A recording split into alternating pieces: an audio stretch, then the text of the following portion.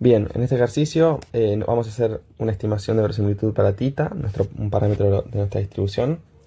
Vamos a usar un poco también de función barra aleatoria. Vamos a hablar de consistencia y de eficiencia, así que tenemos para rato, ¿no?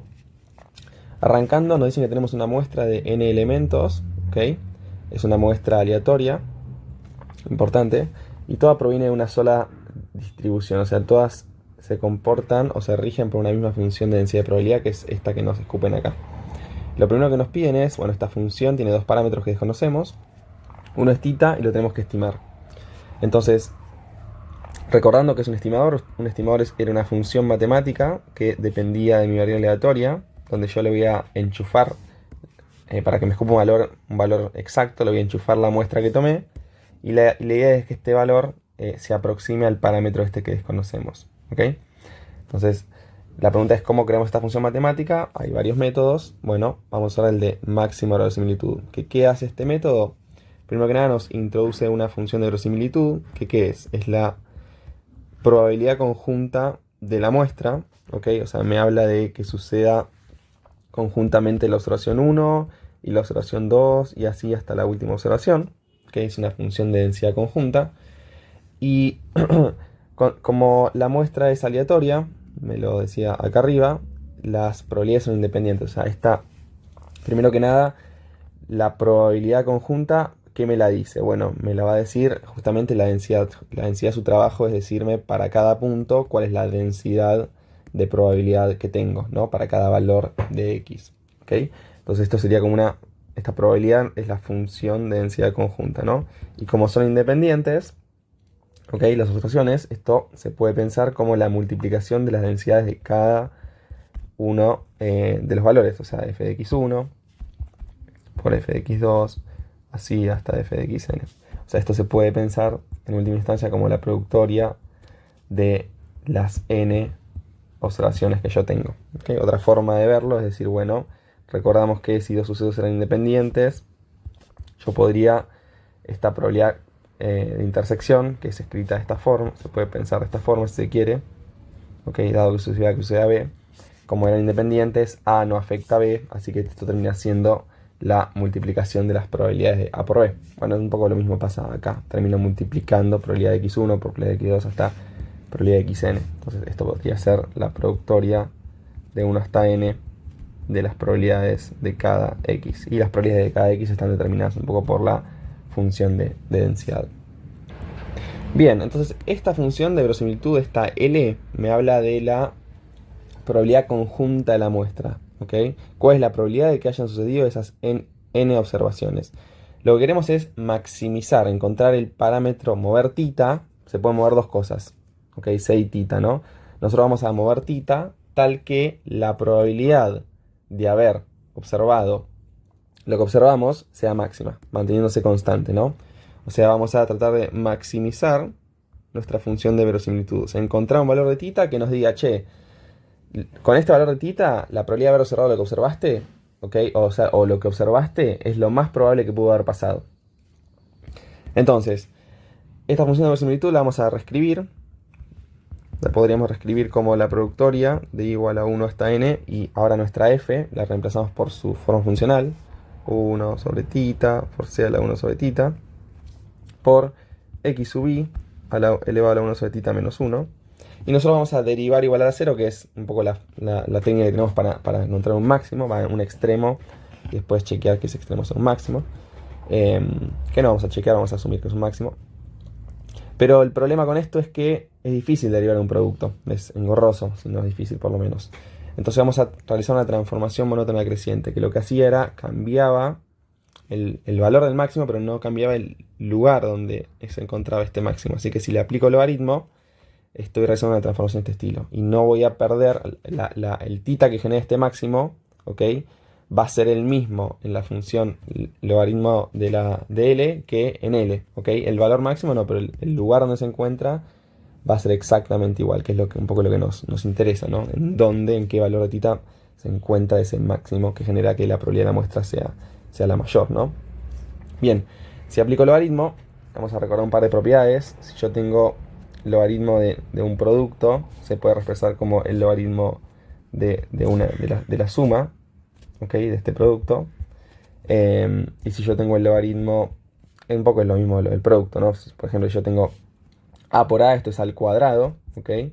Y entonces esto lo puedo escribir como ln de a más ln de a o 2 veces ln de a, que es lo mismo que bajar ese exponente. Entonces lo que va a pasar acá, entre otras cosas, es cuando yo tenga el logaritmo de esta productoria de n elementos, ¿ok?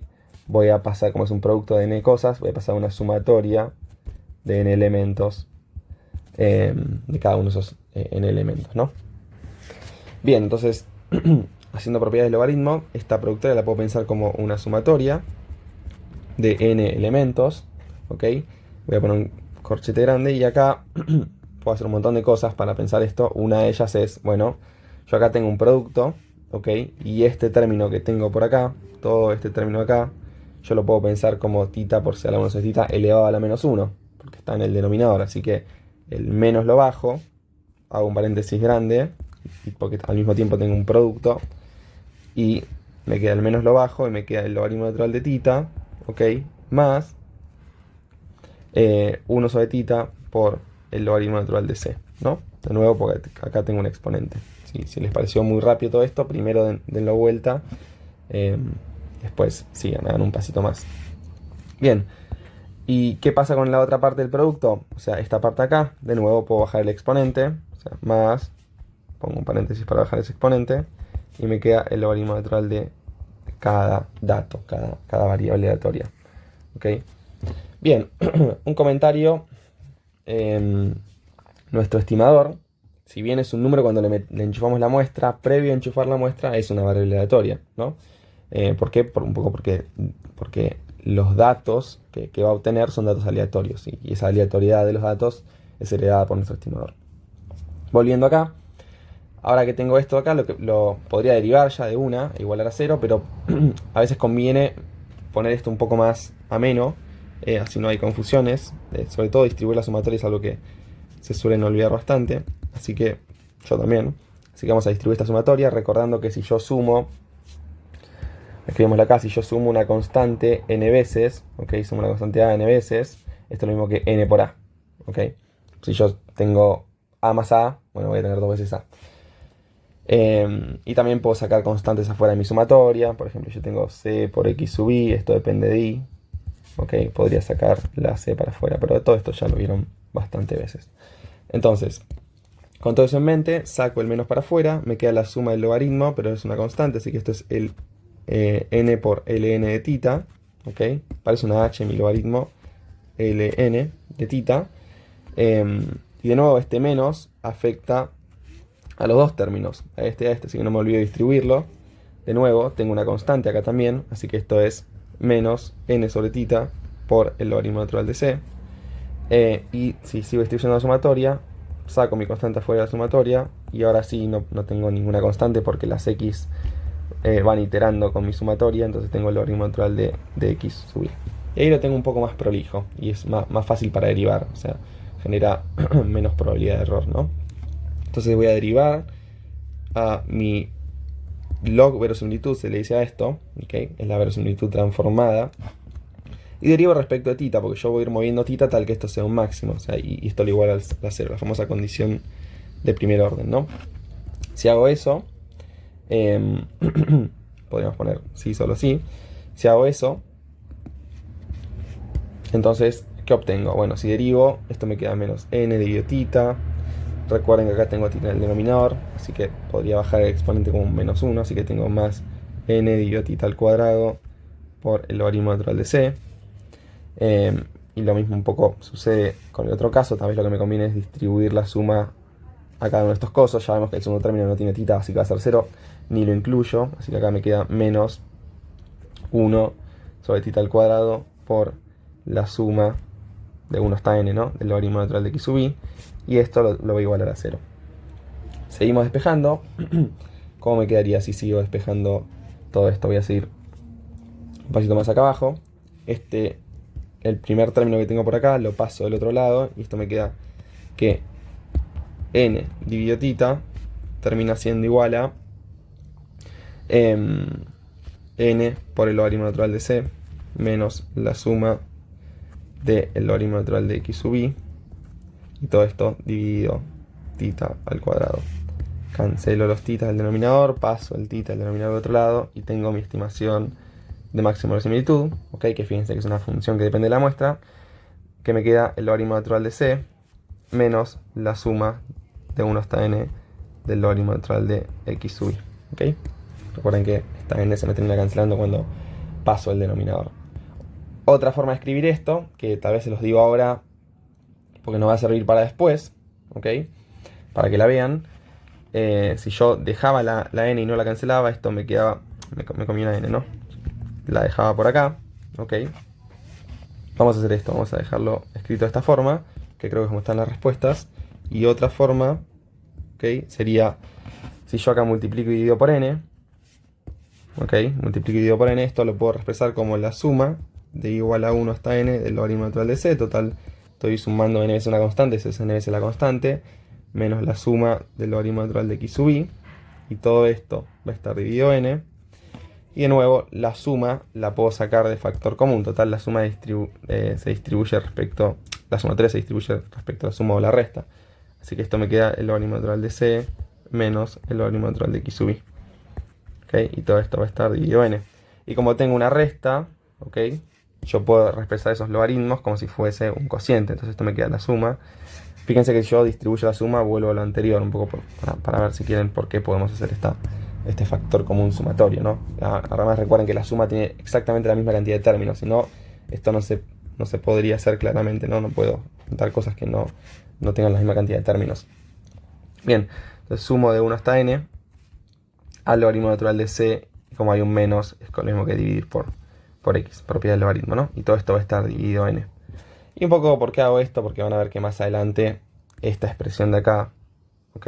Es mi variable aleatoria i, ¿no? Esto va a ser i sub i chiquitita, que nos va a completar un poco más adelante. Pero se los tiro ahora porque después el ejercicio se complica y así les pongo la información en las partes más fáciles. Bien, ya tenemos el primero. Después me preguntan, fíjense que para remarcar, ¿no? Que es mi estimación es una función de la muestra, porque esto es una constante, ¿ok? Y después lo único aleatorio que va a ir cambiando, ¿ok? Es las asociaciones muestrales que tengo acá. Fíjense que voy a tomar una muestra de n elementos, ¿ok? Y las voy a hacer esa suma logarítmica y aplicar un par de multiplicaciones y sumas de constantes. Bien, en el B me piden encontrar la función de densidad de probabilidad de i, ¿ok? Entonces me dicen, che, i, no tengo la función de densidad, la tengo un poco que buscar, pero sé que se relaciona de alguna forma con x, ¿ok? Bueno, ¿cómo hacemos esto? Acá usamos función de variable aleatoria, entonces vamos a aprovechar el hecho de que i, ¿ok? Y acá es importante que remarcar i mayúscula y minúscula, ahora vamos con eso, es el logaritmo natural de c dividido la variable aleatoria de x, ¿ok? Y recuerden que cuando yo pongo x chiquitita, a veces me confundo, ¿no? O y chiquitita son valores del dominio de las variables x e y, y cuando pongo x grande o y grande son la variable aleatoria en sí, no es un valor específico que toman. Con eso en mente, ¿cómo encuentro la función de densidad de i? Yo me interesa buscar g chiquitita de i, ¿ok? Que va a representar a la densidad, ¿no? A la densidad, o sea, esa función que me conecta los valores de i con densidades, que son como probabilidades. Bien, vamos a usar función de variable aleatoria. Voy a aprovechar el hecho de que si, por ejemplo, con la x, ¿no? Para la y voy a usar una g, para la x voy a usar una f, ¿no? Si yo tengo la acumulada hasta un valor x chiquitita, le puedo poner x1 si no hay confusión. Esto es, ¿qué sería? Es integrar desde el límite inferior, en este caso es 0, en mi x, fíjense que el límite inferior de las x va entre 0 y c, que en este caso es 0, hasta un valor x1. ¿Okay? Que este valor es menor o igual al valor máximo, que esto es c. En realidad igual no, porque es menos estricto c. ¿De qué cosa? De mi función de densidad, que es un poco la misma densidad que tengo acá, esta g chiquitita, ¿no? De mi función de densidad de mi variable aleatoria de x, ¿ok? Para los distintos valores del dominio de x, ¿ok? Pero yo quiero sumar todas estas cosas hasta el valor de x1, y tengo la acumulada hasta x1. Otra forma de escribirlo es, esto es la probabilidad de que mi variable aleatoria de x tome un valor menor o igual a x1. Bien, una cosa a notar, si yo claramente si yo sumo todo el dominio, ok, la suma de todas las probabilidades tiene que dar, para todo x si quieren, tiene que dar 1. Consecuentemente, si yo integro en todo el dominio, esto un poco ya lo sabíamos, desde 0 a c en este caso, esto me tiene que dar 1. Entonces, la acumulada hasta 1, hasta un x1, más la probabilidad de que mi aleatoria de x sea mayor o mayor o igual a x1, esto tiene que ser 1, ¿ok? Si yo toco todos los x1 de x1 para atrás y x1 para adelante, todo esto tiene que dar 1. Entonces esto se puede pensar como 1 menos la acumulada hasta este x1 chiquitita. Que nos va a servir ahora, un poco se lo estiro ahora porque nos va a servir para más adelante. Bien, entonces un poco toda esta intro de qué servía, ¿no? Entonces, yo acá tengo la acumulada y me preguntarán, bueno, ¿cómo se conecta con la densidad? Un poco lo vimos acá, está acá conectada con la densidad. Entonces, ¿cómo si yo tengo la acumulada hasta un x1, cómo encuentro la densidad? Si yo derivo esta acumulada, vamos a hacer respecto a un x genérico, y yo derivo esta acumulada, ok, hasta un x del dominio genérico respecto a x, ok, si acá tengo x1, tengo que derivar respecto a x1, esto me va a dar mi función de densidad hasta mi función de densidad en el punto de x1, y esto es un poco lo que me pedían, solo que a mí me van a pedir para un y genérico o un x genérico. Bien, que x1 también es genérico, después de todo. Bien, entonces, ahora a trabajar con el ejercicio. Entonces, voy a arrancar con la función acumulada hasta un punto y cualquiera del dominio de i, que sería la probabilidad, básicamente, de que mi variable aleatoria i tome un valor menor o igual a i chiquitito, ¿ok? Y de nuevo, mi variable aleatoria i no la conozco, así que me sirve llevar todo en términos de x a esto. Todo esto está bueno llevarlo en términos de x. Entonces yo podría reemplazar i por lo que yo conozco que vale. Yo sé que vale esto de acá, el logaritmo natural de c sobre x. El logaritmo natural de c sobre mi variable aleatoria x. Bien, pero de nuevo yo no sé cómo se comporta esto de acá. Yo sé cómo se comporta la x sola, así que estaría bueno despejarla. Entonces despejémosla. Si la despejo, esto me queda, ¿qué podría hacer? Podría aplicar e de ambos lados. Si aplico e de ambos lados, esto me queda c dividido x menor o igual a e a la i. ¿Okay? Y por último, despejar la x. Podría pasar esta x del otro lado. Y fíjense que me queda la probabilidad, si la paso al otro lado, me queda c dividido e a la i es menor o igual a x. ¿Ok? Y fíjense que acá x es mayor o igual a esto. ¿Okay? Y antes era menor o igual. Acá es un poco lo que les decía que me confundo a veces. Es x mayúscula, no es mi variable aleatoria. No me tengo que confundir, esta es mi x mayúscula, no es un valor específico. Esta i chiquitita acá sí es un valor específico del dominio de i. Bien, entonces esto sería mi g de i, termina siendo la probabilidad de que x, mi variable aleatoria, sea menor o igual a c dividido e a la i chiquitita, ¿no? Que en definitiva dijimos que esto era igual a 1 menos, ¿ok? Y como acá tengo x, yo voy a usar la f que denota la acumulada de x. O sea, la f le pongo un subíndice de x para demostrarle que es, bueno, para recordarles que es la acumulada de x. Pero, ¿hasta qué valor voy a acumular? Bueno, quiero que sea mayor o igual a este valor. O sea, quiero 1 menos lo acumulado hasta este valor. Entonces, no se ve, no es una normal, ¿no? Mi aleatoria, pero ponle que es una cosa así. Entonces, si yo acá tengo el valor de c dividido e a la i, ¿ok? Y me pregunto por la probabilidad de que x sea mayor a esto, o sea, todo esto de acá, básicamente, bueno, esto sería 1, que es la suma de todas las probabilidades, menos lo acumulado hasta acá, ¿ok? Que sería lo que estoy poniendo acá, 1 menos lo acumulado hasta este valor. Bien. Logré esto. Ahora la pregunta es, bueno, ¿cómo consigo mi g chiquitita de i? ¿Cómo consigo la densidad de probabilidad de i? Porque acá tengo la acumulada en función de x. Bueno, voy a tener que derivar esto, pero si yo derivo esto respecto de i, está un poco escondido, porque acá tengo una integral de algo que se integre y después se reemplaza las x por algo que dependen de i. Pero yo no puedo derivar esto de la nada y decir, bueno, esta f pasa a ser una f chiquitita. Hay que tener cuidado con eso. Entonces, esto yo haría un paréntesis aparte y trataría con esto un poquito. Entonces, ¿cuál es la acumulada, la f acumulada, hasta el valor c dividido de la i? Bueno, es una función de densidad acumulada, así que sería la integral desde el límite inferior, que es 0, hasta, no hasta c, hasta un valor un poco menor que c, porque fíjense que estoy dividiendo por un número positivo a c, y mayor a 1, de mi función de densidad de probabilidad de x, ¿no? Que como es, bueno, es la integral de 0 hasta c dividido de la i de mi función de densidad, que es 1 sobre θ por c a la 1 sobre θ por x a la 1 sobre θ menos 1. Bueno, y por suerte esta integral no es muy complicada. Podría sacar mi constante para afuera, 1 sobre θ por c a la 1 sobre θ, y podría integrar esto que se le suma 1 al exponente, así que el menos 1 ese se me va, y me queda una cosa así, y todo esto es desde x yendo de 0 hasta x llegando a c dividido e a la i, ¿no?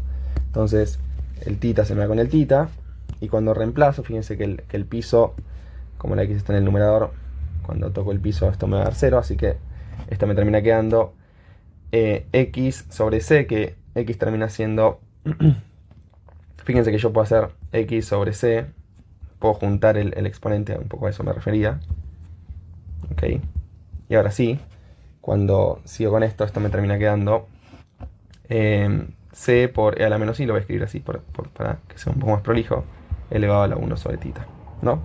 De nuevo cancelo las c's y encuentro que la función acumulada de x hasta el punto c dividido de la e a la i termina siendo e a la menos i sobre θ, menos i dividido θ. Recuerden que si tengo una multiplicación de exponentes es lo mismo que, perdón, un exponente elevado al otro, los puedo multiplicar. Entonces, esto es esta sección que yo le puse un asterisco. Consecuentemente, tengo que la acumulada hasta i, chiquitita, es 1 menos esa variable, esa 1 menos e a la menos i dividido θ. Y esto es una acumulada que a algunos les debe sonar ya. Si quieren, uno está más acostumbrado a tratar con densidades, así que vamos a, ahora sí, fíjense que todo esto depende de i solamente, no depende de x, depende de i. Y esto me dice la probabilidad, ¿qué me está diciendo? La probabilidad de que mi variable i tome un valor menor o igual a este i chiquitita, que va pasando mientras i va creciendo, ¿ok? Este número se va a ir achicando, entonces voy acumulando un número cada vez más cercano a 1. Así que tiene sentido que esto sea una función acumulada de probabilidad para arrancar. Entonces, si yo quiero g chiquitita de i, sería la derivada de mi acumulada de i respecto de i, ¿no? Entonces sería la derivada de 1 menos e a la menos i dividido θ respecto de i, y si derivo esto, bueno, el 1 se va, esto me queda menos e a la menos i sobre θ dividido, perdón, por, ya estoy integrando de nuevo, por menos 1 sobre θ. O sea, si simplifico un poco me queda e a la menos i sobre θ dividido θ. Ahora la pregunta es, ¿qué es esto? Esto ya encontré que esto es mi función de densidad de i, lo que me dice, bueno, para cada punto cuál es su densidad. Ahora, si una distribución conocida es nuestra pregunta. Una forma de chequear si es una distribución conocida es por FGM es una, y la otra es, esto es una forma funcional que yo ya conozco. Bueno, esto a mí me recuerda a una gama, si ustedes recuerdan, vamos a un punto y aparte, una distribución, ponle que nosotros decimos si x es una distribución gamma con parámetro alfa y θ, a veces usan beta, ok, entonces la función de densidad de x, ¿cómo sería? Sería x a la alfa menos 1 por e a la menos x dividido θ, y acá un poco depende cómo piensen a θ, ¿no? Dividido gamma de alfa por θ a la alfa, ¿no? Recuerden que el dominio de las gamas son todos los positivos. Ahora, ¿qué sucede si alfa es igual a 1? Bueno, si alfa es igual a 1, entonces x es una exponencial. O sea, es una gama, entonces x es una exponencial, porque cuando alfa es 1, ¿okay? La gama se convierte en exponencial, con parámetro θ. Entonces esto, si alfa es igual a 1, me queda x a la 0, que es 1, por e a la menos x dividido θ. ¿Okay? Gamma de 1 es 0 factorial, que es 1. Y acá me queda dividido θ a la 1. Así que tengo lo mismo que tengo arriba. O sea, yo puedo concluir que esto es una exponencial con parámetro tita. Y fíjense que si ustedes la exponencial la están tal vez acostumbrados a verla con lambda, entonces si yo digo, bueno, si lambda es igual a 1 sobre tita, ok, o tita a la menos 1, entonces mi exponencial, ¿cómo me quedaría? Me quedaría lambda por e a la menos x sobre lambda, que tal vez es como están acostumbrados a verla. Y acá sí, recuerden que la esperanza es 1 sobre lambda y que la varianza es 1 sobre lambda al cuadrado. Esa es una forma de verla, y si lo quieren ver con tita, recuerden un poco en la gama, la esperanza de una gama es igual a alfa por tita, y la varianza de una gama es igual a alfa por tita al cuadrado. Así que en este caso una exponencial sería lo mismo que tita, y acá sería lo mismo que tita al cuadrado, ya que alfa es igual a 1, ¿no?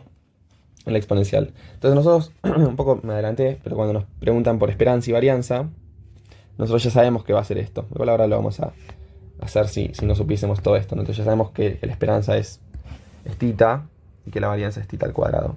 Si no nos damos cuenta que esto es una exponencial, lo cual es válido, no es tan obvio, si no estamos muy acostumbrados a ver funciones de distribución, ¿qué podemos hacer? Bueno, yo tengo que la función de distribución, hacer un punto y aparte, me termina quedando e a la menos i sobre tita, ok, dividido tita. No chequeamos el dominio, lo cual estaría bueno chequearlo, entonces yo voy a buscar el valor esperado de esto. El valor esperado de esto sería la esperanza, ok, para todo el dominio, que va a ser en los reales, de i por la función de distribución de i, ¿no? De x, no, de i. Y la pregunta es ¿cuál es el dominio? Bueno, nosotros sabemos que i es el logaritmo natural de c dividido x, ¿ok? Y que x va entre c sin tocarlo y 0 sin tocarlo. Entonces, ¿qué pasa con i? Bueno, cuando x está muy cercano a 0, ¿ok? O sea, en el límite cuando x se acerca a 0, ¿qué pasa con i? Bueno, esto es un número que tiende a 0, ¿ok? Y un número que tiende a 0, que el límite cuando x tiende a 0 de un número cualquiera dividido x es infinito, porque ¿cuántas veces entra este número tan cercano a 0 en el número? Bueno, entra infinitas veces porque el 0 es un número muy chiquitito, ¿ok? El infinito es un número muy grande, así que entra muchísimas veces. Bien, el logaritmo de infinito es infinito, ¿no? Crece más lento, pero es infinito también. Así que yo tengo que el límite va a ser el superior, claramente, ¿no? El infinito va para arriba, aunque en x arranque en el inferior, en el de y va a ser el de superior. Un poco porque la x está en el denominador del logaritmo. Y cuando x se acerca a c, aunque no es exactamente c, ¿qué pasa? Voy a tener... ¿Qué pasa cuando x se acerca a c? ¿Ok? De esto de acá. Bueno, el logaritmo natural de 1 es 0. ¿Ok? Entonces, en el límite, el logaritmo natural de 1, ¿ok? Termina siendo 0. Y si no, termina siendo un número muy cercano a 0 por derecha, ¿no? Porque no... x termina siendo un número un poquito más chiquitito que c, así que este cociente es un número mayor a 1 y el logaritmo de 1 es 0. Si quieren ver la función logaritmo, ya que estamos, ok, la función logaritmo se ve así. Este es el n de x, donde en el 1 tiene una raíz y después números mayores a 1 corresponden a valores de la función logaritmo mayores a 1, ¿no? Bien, entonces, con todo esto en mente, encontramos que el dominio de i, o sea, esta es mi función, y al mismo tiempo va entre infinito y 0, que no tiene nada de raro, ya que un poco sabíamos por la forma funcional que era una exponencial. Ok, la exponencial tiene ese mismo dominio, ¿no? En la exponencial, el dominio x es mayor a 0. O sea, está entre 0 e infinito, si se quiere otra forma de escribirlo. Bueno, entonces cuando quiero encontrar el valor esperado de esto, la esperanza de i, por decir, acá yo puse esperanza de x, debería haber puesto esperanza de i. La esperanza de i, ¿cómo sería? Sería la integral en todo el dominio, ¿ok? De i por la densidad de i, e a la menos i dividido tita. Y todo esto va a estar dividido, tita, diferencial de i. Y acá pueden hacer un montón de cosas. Pueden hacer partes, por ejemplo, sacan el 1 sobre tita para afuera y tienen que, a su función, si quieren u, la pueden llamar i, la derivan y les da 1. A b derivada es e a la menos i sobre tita, ¿ok? Y la integran y que tienen e a la menos i sobre tita dividido menos 1 sobre tita, ¿ok? Y hacen partes. ¿Cómo les quedaría si hacen partes? Sería u por b menos la integral de u derivado por b. Entonces todo esto termina siendo i por, vamos a poner el menos acá adelante, por tita por e a la menos i sobre tita, menos la integral de u derivado por b, o sea, más tita por la integral de e a la menos i dividido tita, diferencial de i. Y todo esto me faltan los límites, ¿no? Pero este integral un poco ya lo hicimos, entonces esto termina siendo menos tita por i a la menos i dividido tita.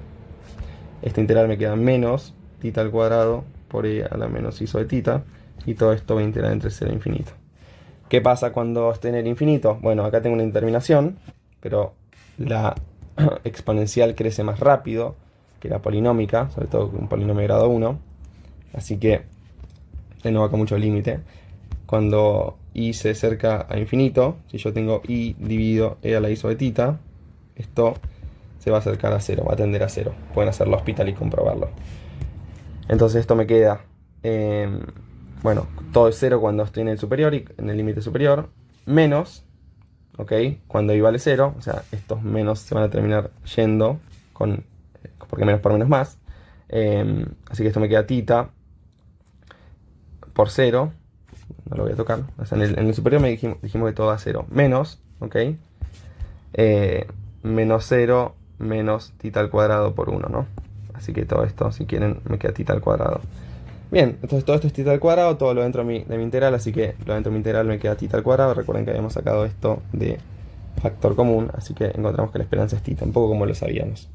Lo mismo con la varianza, tendrían que ser parte 2 veces. O usar este truquito, ¿no? Si para la varianza necesitan la esperanza, el momento absoluto orden 2. ¿Por qué? Porque ya que estamos, porque la varianza de i termina siendo la esperanza, una forma de escribirla es esta acá, la esperanza de i al cuadrado menos la esperanza al cuadrado de i. Esto de acá es tita al cuadrado, porque la esperanza es tita, si le llevo al cuadrado, tita al cuadrado. Esto sería la integral entre 0 e infinito, ¿ok? De i al cuadrado por e a la menos i dividido tita. Y esto lo pueden llevar a una función gamma. Recuerden que no la función de distribución, sino la función gamma. ¿Qué me dice la función gamma? La función gamma me dice, che, gamma de alfa, por ejemplo, es la integral de 0 a infinito de x a la alfa menos 1 por e a la menos x, diferencial de x. ¿Okay? Noten que no importa la variable, pueden poner x y lo que quieran, funciona igual. Entonces, si se dan cuenta, podemos hacer una mini transformación, de nuevo sacar el 1 sobre tita para afuera y decir, bueno, che, u, en este caso u va a valer i sobre tita, el diferencial de u respecto de i va a ser el diferencial de i sobre tita, y con todo esto, haciendo todas estas transformaciones, fíjense que como tita es positivo, como tita es positivo, cuando i vale 0, u vale 0, cuando i vale infinito, lo mismo con u, y esto me queda, ¿cuánto vale i? Es tita por u, recuerden que i es igual a tita por u, si lo despejo, entonces acá me queda tita por u al cuadrado, por e a la menos u, que es un poco lo que reemplacé, y el diferencial de i, si lo despejo acá, me queda que el diferencial de i es tita por du, así que esto me queda tita por du, cancelo estos titas si quieren, y esto me termina quedando, el tita al cuadrado lo saco para afuera, y esto es la integral de u al cuadrado por e a la menos u, diferencial de u, entre 0 e infinito. ¿Cuánto es esto? Bueno, pensémoslo, pero esto es gamma de 3. ¿Por qué gamma de 3? Porque si, fíjense que el exponente es lo que tengo acá. Si 2 es igual a alfa menos 1, alfa es igual a 3, ¿ok? Entonces esto termina siendo gamma de 3. Y gamma de 3 es 3 menos 1 factorial, lo cual es 2 factorial, lo cual es 2, ¿no? 2 por 1 es 2. Así que tengo que esto acá es 2 por tita al cuadrado. Consecuentemente la varianza es tita al cuadrado, ¿no? Que es un poco lo que ya sabíamos. Otra forma de hacerlo con la función gamma. Bien, ya probamos esperanza y varianza. ¿Qué más nos queda? Nos preguntan si es un estimador consistente. Un dato es que utilice la función de variable aleatoria del punto B. Y nos preguntan si es eficiente, ¿ok? Bien, vamos a usar... Si es consistente, ¿qué tendríamos que hacer? Básicamente, recordando un poco nuestro estimador. Dijimos que había dos formas de escribirlo. lo tenemos por acá arriba. Una era esta de acá, ¿ok? Y la otra era esta que tenemos por acá. Entonces escribámoslo de las dos maneras. Si esto es el logaritmo natural de c, si no me olvidé, esto es el logaritmo natural de c menos la suma de 1 hasta n del logaritmo natural de x sub i dividido n, ¿ok? Que también lo podría expresar como la suma de igual a 1 hasta n del logaritmo natural de c dividido x sub i dividido n, ¿no? Y lo que tengo es que todo esto acá es i chiquitita sub i. Entonces, si me dicen, che, utilizar la función del punto B, me dicen, che, utilizar el hecho de que i es igual al logaritmo natural de c dividido x, bueno, me están diciendo usar la segunda forma funcional. ¿Por qué? Porque yo quiero analizar consistencia, lo que tendría que hacer es chequear qué pasa con el límite. Chequear si sucede que cuando mi muestra es suficientemente grande, o sea, tiende a infinito, es un concepto extraño, ¿no? Pero cuando tiende a infinito mi muestra, la variabilidad de mis estimaciones, ¿ok?, es nula, o sea, no hay variabilidad en mis estimaciones. Recuerden que con distintas muestras me van a escupir distintos resultados de valores de estimaciones. Pero la onda es que si mi muestra es bastante grande, no haya variabilidad entre distintas estimaciones con distintas muestras. Bien, entonces fíjense que si ustedes quieren usar la primera forma, aplican varianza a todo esto, ¿ok? Y les termina quedando que la varianza de su estimación de máximo de similitud, les queda varianza esta constante que es 0. El menos 1 sobre n está al cuadrado, así que termina siendo más 1 sobre n al cuadrado. Si las x sub i no estaban correlacionadas, una transformación de las x tampoco se correlaciona, así que la varianza de una suma es la suma de las varianzas. Pero es la varianza del logaritmo natural de x sub i. Y ustedes no saben cómo se comporta eso. Ustedes saben cómo se comporta x sub i. Así que tienen que calcular la varianza del logaritmo natural de x sub i, que sería engorroso. Entonces el ejercicio le dice, bueno, usen la segunda forma funcional, que tal vez se les facilite un poco más. Sería, ahora sí, calcular la varianza de su estimación. Equivale a calcular la varianza de la suma de las i sub i dividido n. O sea, sería básicamente la varianza de i raya, ¿ok? Y esto es ventajoso porque esta varianza, si saco la n para afuera, ¿ok? Y recuerdo que están incorrelacionados, esto termina siendo n por la varianza de i. ¿Por qué? Porque la varianza es una constante. Entonces esto me queda la varianza de i dividido n. Y la varianza de i dijimos que era θ al cuadrado dividido n. Y sí, ¿qué pasa con el límite? Esto se cumple, que si le aplico límite a esto, tiende a 0 un poco porque la n está en el denominador. Después nos preguntan si es eficiente, o sea, nos están preguntando por la cota. Nos están diciendo, che, esta varianza que yo obtuve, ¿ok?, es de mínima varianza, cumple con la cota. Acá la cota de Cramer-Rao, ¿qué nos decía? ¿Ok? Nos decía, che, vamos a inventar, ¿no? Supongamos que en el eje X yo tengo los distintos estimadores, ¿ok? Y en el eje Y yo voy a plotear las varianzas de estos estimadores. Perdón, las varianzas de estos estimadores, ¿no? Bueno, la cota me dice que pone que esto se vea una cosa así.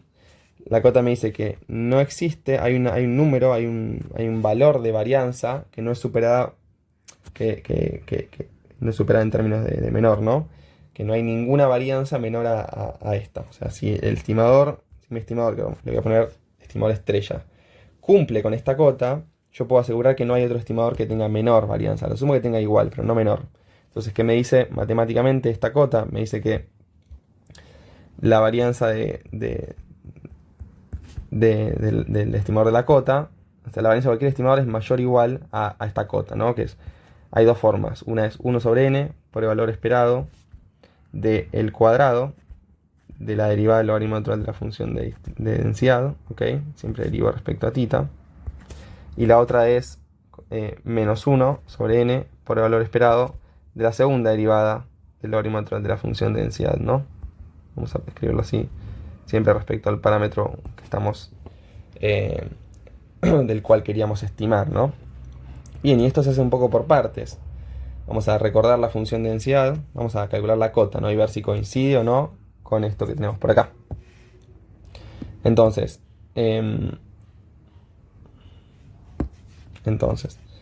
primero tenemos la función de densidad, que es 1 sobre θ por c a la 1 sobre θ por x a la 1 sobre θ menos 1.